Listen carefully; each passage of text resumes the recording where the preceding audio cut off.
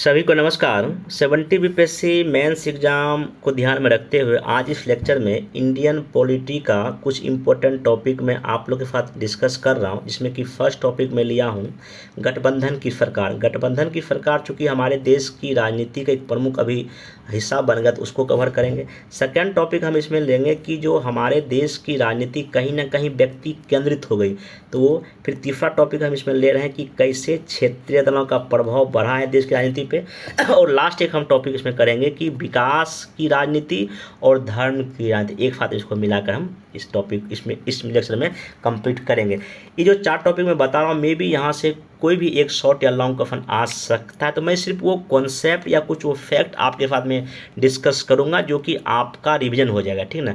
बहुत डिटेल में मैं नहीं जाऊँगा, लेकिन हाँ उतना बता दूंगा तो ताकि आप एग्जाम में अगर इससे प्रश्न आएगा तो आपका छूटेगा नहीं। एक बात और, 1 अप्रैल 2025 से 70 बीपीएससी मेंस एग्जाम को ध्यान में रखते हुए हम रिवीजन सीरीज शुरू किए थे। इसमें जितना भी लेक्चर अभी ऑलरेडी हम ले चुके हैं इस 70 बीपीएससी मेंस के लिए, अपने यूट्यूब पर मैं एक अलग से बना दिया हूँ प्ले लिस्ट, मैं उसको दिखा देता हूँ। आप वहाँ जाके अगर आपको लगता है कि कुछ टॉपिक अब रिवाइज नहीं हो पाया, आप जाके उस प्ले लिस्ट में सारे वीडियो को देख सकते हैं। जब आप यहाँ आएंगे, देखिए 70 बीपीएससी मेंस के फुल फ्रेज में यहाँ पे पेज बना दिया हूँ। इसमें 62 लेक्चर मैं ऑलरेडी मर्ज कर दिया हूँ, ठीक ना। आप इसमें आपको करना क्या है कि जो टॉपिक लगता है कि नहीं मेरा नहीं हो पाया या रिवाइज नहीं कर पाया हूँ, तो आप उसको जाकर देख सकते हैं। अगर आपको लगता है कि नहीं ये इसमें जितना भी लेक्चर लिया गया है अगर सब आपका तैयार है, तो आप इसको प्लीज़ वीडियो को ना देखिए, आप इसको आराम से स्किप कर सकते हैं, क्योंकि अभी आपके लिए टाइम बहुत इंपॉर्टेंट है। आप एक्स्ट्रा टाइम किसी भी लेक्चर को देखने में बर्बाद नहीं करें जो ऑलरेडी आपका हो चुका है। आप उस टॉपिक को करें खुद से जिसको अभी तक आप रिवाइज नहीं कर पाए हैं। ओके, बाकी इसमें देख लीजिएगा, थंबनेल बना हुआ, जो टॉपिक आपको लगता है देख लीजिएगा, बाकी को आप स्किप कर सकते हैं। देखिए, इसमें पहला क्वेश्चन के रूप में मैं बताने की कोशिश करूंगा। फर्स्ट क्वेश्चन ये है कि जो गठबंधन की सरकार हमारे भारतीय राजनीति के प्रमुख लक्षण हो गया है, ठीक, परंतु यह जो सिस्टम है अभी तक अस्थाई सरकार प्रदान करने में असफल रही है। अपना राय देना है। देखिए, इसमें क्वेश्चन में कैसे कैसे डील करेंगे। सबसे पहले आप गठबंधन की सरकार क्या होती है कर देंगे डिफाइन, ठीक ना। हमारे देश की राजनीति में चुनाव के बाद जब पूर्ण बहुमत किसी पार्टी को नहीं आती है, 2 या उससे अधिक दल आपस में मिलकर सरकार बनाती है, उसको हम गठबंधन की सरकार कहते हैं। या चुनाव के पहले भी आप देखिएगा कई पार्टी मिलकर गठबंधन बनाती है, चुनाव लड़ती है, चुनाव में और सरकार बनाती है। जैसे एनडीए की सरकार देख लीजिएगा, तो चुनाव के पहले भी चुनाव के बाद भी गठबंधन निर्माण होता है, आप ये ध्यान में रखिएगा। आप ये कर देंगे। फिर आप यहाँ एग्जाम्पल दीजिएगा आज़ादी के बाद हमारे देश की केंद्र में सेंट्रल लेवल पे और राज्य में कहाँ कहाँ गठबंधन की सरकार बनी है। केंद्र का 2-3 एग्जाम्पल, राज्य का 2-3 एग्जाम्पल दिखा देंगे। फिर इन गठबंधन की सरकार का एग्जाम्पल देते हुए आप ये लिखेंगे इसका क्या पॉजिटिव कुछ कुछ रहा है और कहाँ कहाँ निगेटिव रहा है, और निगेटिव जहाँ रहा है कि कैसे ये अस्थाई मतलब अस्थाई सरकार देने में सफल रही, वो लिंक करेंगे। फिर अंतिम में 1-2 बात इसके पॉजिटिव लेकर आंसर को क्या कर देंगे, ख़त्म कर देंगे। देखिए क्या क्या आप इसमें लिखेंगे। पहला बात वही, यहाँ पर आप देख सकते हैं कि वही चुनाव में किसी भी एक दल को स्पष्ट बहुमत प्राप्त नहीं होता है तो 2 या अधिक पार्टी मिलकर सरकार का गठन करते हैं, ऐसी सरकार को हम बोलते हैं गठबंधन की सरकार, ठीक ना। अब इसका क्या मेन कारण है। पहली बात, भारत में समाज, धर्म, भाषा, क्षेत्र, संस्कृति, भौगोलिक व्यापक विविधताएं पाई जाती है, जिसमें विचारों और आकांक्षाओं में भी विविधता पाई जाती है, और कई पॉलिटिकल पार्टी बनती है और वोट बट जाता है, तो आपको गठबंधन सरकार आपको बनता है। चुनाव के बाद किसी पार्टी को बहुमत ना आना या क्षेत्रीय दलों का उदय का प्रभावी मुद्दा होना, तो ये सब की वजह से आपका देश में गठबंधन की सरकार क्या हो रही है, बन रही है। अगर हम आज़ादी के बाद देखते हैं फर्स्ट टाइम, हालांकि देखिए 1967 के जब चुनाव हुआ था ना, तो उस समय राम मनोहर लोहिया जी के नेतृत्व में गठबंधन का एक बात चला था, लेकिन हाँ वो बहुत अधिक सफल केंद्र में नहीं हुआ। हाँ, राज्यों में कई जगह सरकार बनी थी, लेकिन वो पूरी तरह सफल नहीं हुआ। लेकिन फाइनली देखिएगा, स्वतंत्रता के बाद 1977 में मिली सरकार में जनता पार्टी के मोरारजी देसाई के नेतृत्व में बनी, जो 1974 के जेपी आंदोलन और 1975 के आपातकाल और उसके पहले के कांग्रेस के तनाफे रवैये का परिणाम था। परंतु केंद्र की यह पहली गठबंधन सरकार निरंतर लड़ाई और वैचारिक मतभेद की वजह से नेशनल समस्याओं को संबोधित करने में असमर्थ रही, जिसकी वजह से 1979 के मध्य तक प्रधानमंत्री मोरारजी देसाई को इस्तीफा देना के लिए मजबूर होना पड़ा। उनके बाद जो है ना चौधरी चरण सिंह संसद में स्पष्ट बहुमत विफल करने में सफल नहीं हो पाए थे, क्योंकि गठबंधन के जो सहयोगी दल ने अपना समर्थन वापस ले लिया था और सरकार हो गई गिर। मतलब देखिए 1979 में जो चुनाव हुआ था हमारे देश में, इसमें जो है ना 1970 से जो चुनाव हुआ लोकसभा का, जो सरकार बनी, जनता पार्टी की सरकार बनी, मात्र वो 22 महीने तक रह पाई थी और फिर से देश में चुनाव हो गया था। मतलब कि ये जो गठबंधन का जो पहला सरकार केंद्र में बना था, ये इसका एक्सपीरियंस बहुत अच्छा नहीं था। फिर आप देखिएगा 1980 में जो चुनाव हुआ, फिर से कांग्रेस जीत गई थी। 1984 के चुनाव में भी कांग्रेस जीती, लेकिन 1989 के चुनाव में कांग्रेस की हार हो गई थी, ठीक ना। और 1989 में कांग्रेस को क्या किया, राष्ट्रीय मोर्चा एक गठबंधन बनी थी, उसमें जनता दल के शामिल थी और कुछ क्षेत्र दल मिलकर चुनाव लड़ा था। इसमें कांग्रेस की हार हो गई थी 1989 के चुनाव में। कांग्रेस के पतन ने, चूंकि इस चुनाव में कांग्रेस का मोटा मोटी पतन हो गया था, बहुदलीय व्यवस्था के एक नए युग की शुरुआत कर रहे थे। और 1989 से देखिएगा 2014 तक के चुनाव में किसी एक दल को स्पष्ट बहुमत प्राप्त नहीं हुआ। इसलिए हमारे देश की राजनीति में गठबंधन का एक नया दौर ही शुरू हो गया था उस समय, ठीक ना। अभी भी जो एनडीए की सरकार है वो भी गठबंधन की ही सरकार है। 1996 में भाजपा सबसे बड़ी पार्टी के रूप में चुनाव में उभर के सामने आई थी और 1989 से लेकर जून 1999 तक सत्ता में गठबंधन की सरकार बनाई, जिसके प्रधानमंत्री अटल बिहारी वाजपेयी थे। लेकिन सहयोगी दल का समर्थन वापस लेने के कारण अपने कार्यकाल को पूरा ये नहीं कर पाई थी। उसके बाद नेशनल लेवल पर देखिए दो प्रमुख गठबंधन, एक यूपीए और एक एनडीए का उदय हुआ। 2004 से लेकर 9 से लेकर 14 तक यूपीए गठबंधन सरकार रही, जबकि 14 से लेकर अब तक एनडीए की गठबंधन वाली सरकार है। हालांकि एनडीए की सबसे बड़ी पार्टी भाजपा को अकेले ही लगातार 2 आम चुनाव में स्पष्ट बहुमत प्राप्त हुआ। ये कब हुआ, 2014 में हुआ, 2019 में, हालांकि 24 में उनको थोड़ा सीट कम आया है। एक बात और, 2024 जो लोकसभा चुनाव हुआ तो ये यूपीए जो है इंडिया ब्लॉक बन गया था। आप ये भी अगर ये मेंशन आप कर सकते हैं, ठीक है। और यही आप देखिएगा इस राज्यों में भी बना है। ये बिहार का एग्जाम्पल आप देख सकते हैं, जैसे कि बिहार में क्या होता है, 2005 में 5 से लेकर 10 तक बीजेपी जदयू की सरकार रही थी, ठीक ना।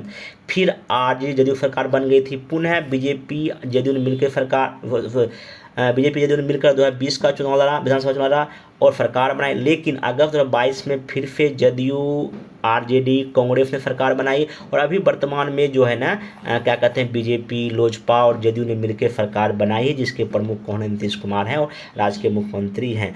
और भी अगर राज्यों की अगर हम बात करते हैं, अभी तो 2024 के चुनाव में महाराष्ट्र में क्या कहते हैं, जो शिवसेना जो उद्धव ठाकरे की पार्टी है वो चुनाव हार गई है।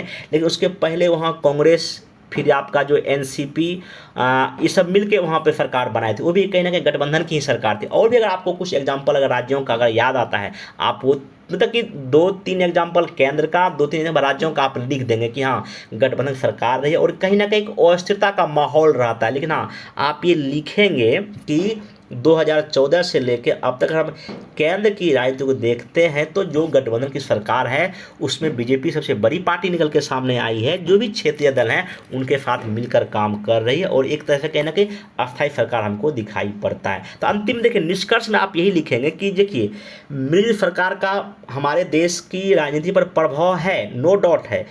इस सरकार की कुछ सीमाएं भी हैं। सरकार का मुखिया कोई ऐसे कठोर निर्णय नहीं ले सकता जो उसके सभी दलों के हितों के अनुरूप ना हो। ऐसा करने पर ये दल अपने समर्थन सरकार से वापस ले सकते हैं, जिससे सरकार के गिरने की संभावना हो सकती है। इस स्थिति में इन छोटे दलों के द्वारा सरकार में रहकर व्यापक करप्शन को अंजाम दिया जाता है, ठीक ना। नेतृत्वकर्ता दल द्वारा भ्रष्टाचार की खबरें रहने पर भी मजबूरी में कोई कार्रवाई नहीं कर पाते हैं। ऐसा एग्जाम्पल हमको कब देखने को मिला, यूपीए 2 की जब सरकार थी तो वहाँ पे कई सारे मंत्री पर ऑलरेडी करप्शन के मतलब कि आरोप लगे थे और ये मामला सुप्रीम कोर्ट में भी गया था। लेकिन जो जिनके नेतृत्व में सरकार चल रही थी वो चाहकर भी जो है ना तुरंत वो कार्रवाई नहीं की है। लेकिन हाँ जब सुप्रीम कोर्ट ने कुछ कहा तब जाके वहाँ पे कार्रवाई हुई। तो कहते हैं यहाँ पे ये है कि जो जब गठबंधन सरकार जब होती है, जब कई पार्टी मिलकर सरकार बनाती है तो सहयोगी दल अगर कुछ गलत भी करते हैं तो जानबूझकर उस पर कार्रवाई नहीं हो पाती, क्योंकि सरकार गिरने का क्या रहता है, डर रहता है। अंतिम में आप यही लिखें कि अतः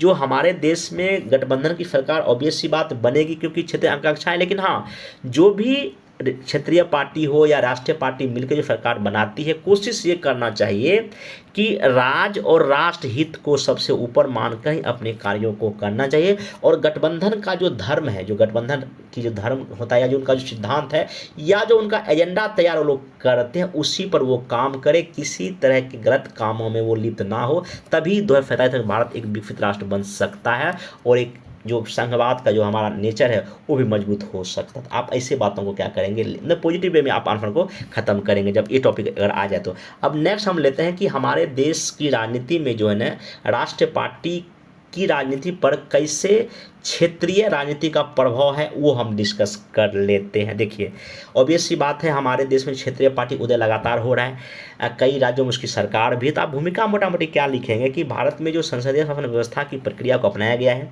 संसदीय शासन व्यवस्था की एक प्रमुख विशेषता गठबंधन की राजनीति होती है, जिसमें 2 या 2 से अधिक पॉलिटिकल पार्टी मिलकर सरकार का निर्माण करते हैं। इसी कड़ी में क्षेत्रीय राजनीति दल राष्ट्रीय पार्टी के साथ मिलकर केंद्र में सरकार बनाई है। एनडीए का एग्जाम्पल दे सकते हैं, ठीक ना। भारत में आज़ादी की प्राप्ति के बाद से लगभग 2 दशक तक बहुदलीय शासन व्यवस्था के अंतर्गत एक ही दल की प्रधानता रही थी, कांग्रेस की, ठीक ना। विभिन्न राज्यों और केंद्रों में कांग्रेस के नेतृत्व में सरकार का गठन किया गया। रजनी कोठारी इसे कांग्रेस सिस्टम का नाम दिया गया, मतलब कि प्रथम 3 लोकसभा चुनाव देखिए, वहाँ पे कांग्रेस को बहुमत मिला, उसी सरकार में राज्यों में यही स्थिति दिखाई पड़ती है। लेकिन जब 1980 के दशक में जब क्षेत्रीय पार्टी का उदय हुआ, वे बड़े राजनीतिक दल खास करके नेशनल पार्टी के साथ मिलकर चुनाव लड़ने लगे और कभी सरकार में रहे तो कभी विपक्ष की भूमिका में रहे। वर्तमान समय में सरकार में एनडीए में जिसमें कि भाजपा है, लोजपा, हालांकि अभी तो बीजू दल नहीं है, और भी कई पार्टी है, जैसे कई पार्टियां हैं। जबकि विपक्ष में जो यूपीए, हालांकि इंडिया ब्लॉक मतलब कि कहा गया था, लेकिन उसको यूपीए ही कहते हैं हम लोग, ठीक है, जिसमें कांग्रेस, आरजेडी और भी कई सारे जो पार्टी है। इस तरह से क्षेत्रीय दल ने राष्ट्रीय पार्टी के साथ मिलकर सरकार बनाने और गिराने में बड़ी भूमिका निभाई है। तो आप ऐसे करें एग्जाम्पल के साथ बात देखिए, जब भी कभी ऐसा प्रश्न आपको पूछेगा ना, जब तक आप एग्जाम्पल नहीं देंगे तो आपको मार्क्स नहीं मिलेगा। अब आप यहाँ दिखा दीजिए कि जो क्षेत्रीय पार्टी का क्या प्रभाव है, आप दिखाइए क्या पॉजिटिव इम्पैक्ट है। जैसे क्षेत्रीय आकांक्षा की पूर्ति होती है, कल्याणकारी राज्य का निर्माण होता है, लोकतंत्र की सफलता है तो ये आवश्यक है, राज्यों का विकास होता है, समय से विकास होता है, और कहीं ना कहीं एक उत्तरदायी सरकार भी बनती है, क्योंकि क्षेत्रीय दलों की आकांक्षाओं की पूर्ति होती है। आप ये बात इसमें लिख सकते हैं, यही बात आप इसे एक्सप्लेन भी कर सकते हैं, इसको वीडियो पढ़ कर देख लीजिएगा। अब इस देखिए, इसका ऐसा नहीं कि सिर्फ पॉजिटिव प्रभाव ही है, इसका निगेटिव प्रभाव क्या क्या है। देखिए, पहला तो यही है कि राजनीतिक अस्थिरता बनी रहती है, राष्ट्रहित कहीं ना कहीं प्रभावित होता है, क्षेत्रवाद की भावना पनपती रहती है, नीति निर्माण में बाधाएं होती है और संघवाद को मिलती है चुनौती, और केंद्र राज्य में विवाद भी हो जाता है, जैसे भाषा के आधार पर विवाद हो सकता है, या अभी जनगणना को लेकर जो मामला चल रहा है। तो आप ये भी कुछ निगेटिव बात यहाँ पे दिखा सकते हैं। बाकी यही बात को डिटेल में लिखा गया, इसको एक बार वीडियो पॉज कर आप इसमें देख सकते हैं। अंतिम में देखिए आप क्या लिखें, निष्कर्ष आप किस ओर लेके जाएंगे कि निष्कर्षतः क्षेत्रीय दल के उदय का राष्ट्रीय दल पर प्रभाव ने भारतीय समाज में विकास को एक महत्वपूर्ण दिशा प्रदान की है। हालांकि क्षेत्रीय दलों को क्षेत्रीय मुद्दे के साथ साथ राष्ट्रीय मुद्दे को भी महत्व दिया जाना चाहिए, ताकि समय से विकास हो सके और 2047 तक भारत विकसित राष्ट्र बन सके। आप ऐसा करके बात लिख सकते हैं। और देखिए, जब भी कभी रीजनल पार्टी से क्वेश्चन अगर पूछेगा, आपको कम से कम नॉर्थ, साउथ, ईस्ट, वेस्ट करके जो भी राज्य है वहाँ 2-3 पार्टी का एग्जाम्पल जोड़ दीजिएगा। ये नहीं कि सिर्फ नॉर्थ इंडिया का एग्जाम्पल दिए, नहीं, आप पूरे इंडिया के जो भी कम 8-10 जो नेशनल क्षेत्रीय पार्टी है उसका आप जरूर अपने एग्जाम्पल मतलब अपने आंसर में लिखा है। जैसे कि उधर जो पश्चिम बंगाल में तृणमूल कांग्रेस पार्टी है, ठीक ना, साउथ में डीएमके और भी कई सारी पार्टियाँ, आप उसको जरूर एग्जाम्पल में दीजिएगा। जो क्षेत्रीय पार्टी एक बड़ी भूमिका में, शिवसेना है वहाँ पे, शिंदे की जो पार्टी, उसको एग्जाम्पल है, और भी बहुत सारा एग्जाम्पल आपको देखने को मिल जाएगा। अब हम लोग नेक्स्ट क्वेश्चन चलते हैं कि भले ही भारत ने संसदीय लोकतंत्र को कॉन्सेप्ट को अपनाया है, पर भारतीय राजनीति आरंभ से ही व्यक्ति केंद्रित रही है, मतलब कि व्यक्तिवादी राजनीति, ठीक ना। और हाल के वर्षों में यह नेचर कहीं अधिक जोर पकड़ी है। इस कथन पर विचार करते हुए व्यक्ति केंद्रीय राजनीति के निहितार्थ को स्पष्ट कीजिए। सिंपल सी बात, इसमें क्वेश्चन का डिमांड यही है। आज़ादी के बाद देखिएगा, चाहे कांग्रेस सरकार हो या भाजपा सरकार हो या जो भी क्षेत्रीय पार्टी है, वहाँ किसी एक व्यक्ति के नाम पर वोट और वो वो पार्टी उसी व्यक्ति के इर्द गिर्द चलते रहते। यही क्वेश्चन का मेन डिमांड है। देखिए आप सिंपल भूमिका में आप ये लिखेंगे कि भारत में संसदीय व्यवस्था को अपनाया गया है। इसमें लोकतंत्र में बहुमत दल का नेता सरकार का प्रमुख होता है। स्वतंत्रता के बाद से लेकर लगातार 2 दशकों तक कांग्रेस सरकार में रही। फिर 80 के दशक में क्षेत्रीय दलों का उदय हुआ, लेकिन हाल के समय में व्यक्ति प्रधान व्यवस्था राजनीति में देखी जा सकती है। आप इसमें एग्जाम्पल क्या दीजिए। देखिए स्वतंत्रता से लेकर लगभग 1970 के दशक तक जो है ना, इसमें कांग्रेस अकेले बहुमत पर है और इस समय आप मोटा मोटी कांग्रेस दल नेहरू जी के नाम पर आपकी राजनीति कर रही थी। फिर 1970 के बाद से इंदिरा गांधी के नाम पर आपका प्रमुख कांग्रेस पार्टी राजनीति की। फिर 1980 के बाद जब क्षेत्रीय दलों का उदय हुआ तो यहाँ भी जो क्षेत्रीय दल हुआ वो व्यक्ति केंद्रित ही रही। जैसे एग्जांपल देखिए क्या क्या आप दे सकते हैं। जैसे कि आप यहाँ पे जो विभिन्न क्षेत्रीय पार्टी से राजद है, बीजेड है, समाज पार्टी है, तृणमूल कांग्रेस है, द्रमुक है, डीएमके है, शिवसेना, अकाली दल है, भारत के वैसे दल हैं जिनके प्रमुख के नाम पर ही पार्टी राज्य में चुनाव जीतती है। एग्जाम्पल देखिए ऐसे आप एग्जाम्पल जरूर, जैसे कि बिहार में लालू प्रसाद यादव के नाम पर आरजेडी हो गया, उत्तर प्रदेश मुलायम सिंह अखिलेश यादव हो गए, मायावती जी हो गई, उड़ीसा में नवीन पटनायक जी हो गए, पश्चिम बंगाल में ममता बनर्जी हो गई। ये सब का आप देखिएगा कि उन्हीं के नाम पर ये पार्टी आपको चलती है और चुनाव जीतने में इनकी बड़ी भूमिका होती है। आप नो डाउट ऐसा लिखेंगे। स्थानीय स्तर पर जब आप देखिएगा कुछ ऐसे विधायक जो काफ़ी फेमस होते हैं उनके नाम पर वोट मिल जाता है। या अगर आप देखिएगा स्थानीय चुनाव में भी जो लोकल जो पंचायती सरकार चुनाव होता है पंचायत का, वहाँ महिला जो चुनाव लड़ती है महिला के नाम पर नहीं बल्कि उनके पति के नाम पर वोट मिलता है। ये भी कहीं ना कहीं व्यक्ति केंद्रित राजनीति का आप एग्जाम्पल इसमें दे सकते हैं। और दिल्ली में जो हालांकि अभी तो दिल्ली में आम आदमी पार्टी हार गई, लेकिन इसके पहले जो सरकार थी आम आदमी पार्टी की वो किनके नाम पे वोट मांगती थी? अरविंद केजरीवाल के नाम पे सरकार चलती थी, वोट मांगती थी। तो आप ऐसे एग्जाम्पल भी, और अभी भाजपा में मोदी जी के नाम पे और भी राज्यों के एग्जाम्पल आप यहाँ पे दे सकते हैं। इन्हीं के इर्द गिर्द आपको दिखाई पड़ेगा। यहाँ पे एग्जाम्पल क्या दीजिए, वर्तमान समय में नरेंद्र मोदी जी के नाम पर जो है ना भारतीय जनता पार्टी और उनका एनडीए गठबंधन चुनाव में सफलता हासिल कर रही है। 2014 के चुनाव में मोदी जी के नाम पर वोट लेने का प्रयास किया गया। पॉलिटिकल पार्टी अपने इस अभियान में सफल भी हुए और अकेले भारतीय जनता पार्टी ने स्पष्ट सीट भी लाया। ठीक ना।